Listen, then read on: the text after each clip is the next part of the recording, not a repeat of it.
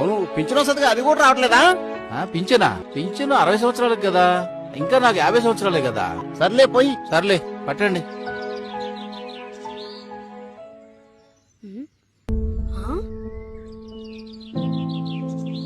తాతయ్య ఒకసారి చూడు. ఏంట్రా నాకు చూపిస్తున్నావు? ఒకసారి చదువు తాతయ్య. నాకెందుకు ఇస్తున్నావురా? నాకు చదువు రాదు కదా. సరే నేనే చదువుతా విను. చదువు. 50 ఏళ్లకే బీసీలకు పెన్షన్ నెలకు 4000 రూపాయలు. చంద్రబాబు గారు గెలిస్తే తాతయ్య.